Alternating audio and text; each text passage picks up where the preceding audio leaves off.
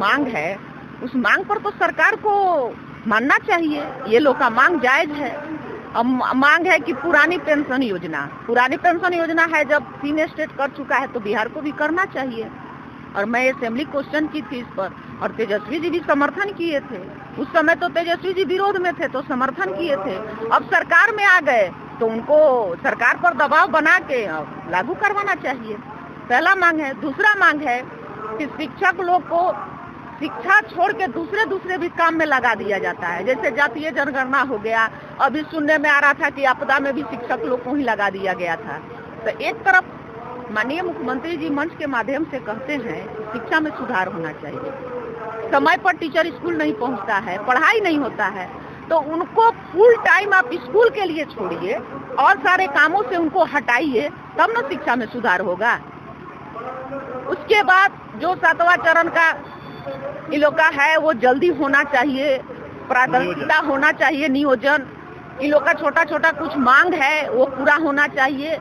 Do जो है मनमानी ढंग से काम करता है, जिससे टीचर को पेमेंट रोक देता है, तो वो सब चीज पर जांच करके कार्रवाई होना चाहिए। और सरकार को एक स्पष्ट आदेश देना चाहिए कि जो भी शिक्षक स्कूल में पढ़ा रहे हैं, अगर उनसे कोई गलती भी हुई है तो पेमेंट पे रोक नहीं लगाना चाहिए, पेमेंट उनको मिलना चाहिए। और उसके बाद उनको ऐसा कोई दंड दिया जाए, सुधार देने का मौका दिया जाए, कार्रवाई नहीं होना चाहिए। इसी का समर्थन करने की जहाँ तक बात है, 15 दिसंबर से उसका भी 7वें चरण का लगभग 3.5 लाख शिक्षकों का नियोजन कार्य भी शुरू हो जाएगा।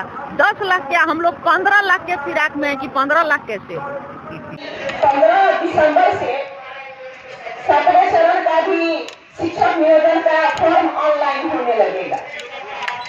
सरकार की सोच बहुत अच्छी है और शिक्षा पे बिहार सरकार सबसे ज्यादा पैसा खर्च करती है, लेकिन सरकार के तरफ से कुछ त्रुटियां है।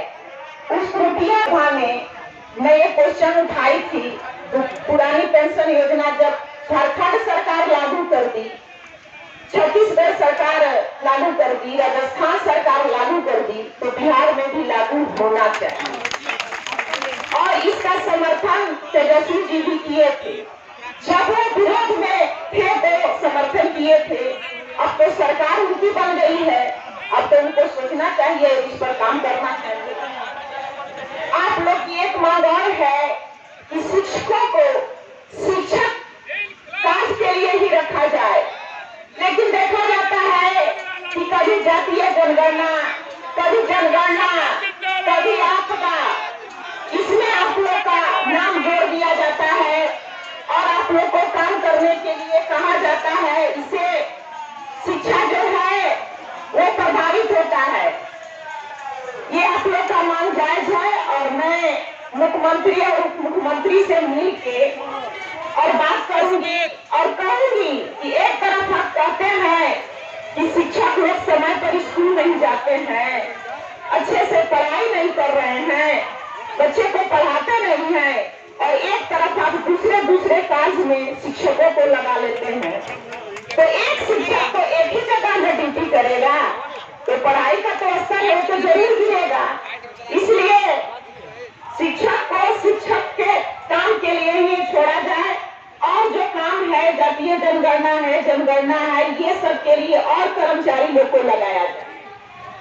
कहा जाता है कि माँ पिता तो जन्म देता है, लेकिन कर्म वो गुरु ही देता है, गुरु ही सिखाता है। जिंदगी में पढ़ाई और शिक्षा बहुत जरूरी है, और खासकर यहाँ जो भी हमारी महिलाएं बहन शिक्षक जो है वो लोग आई हैं, वो लोग का हार्दिक अभिनंदन और स्वागत करती हूँ।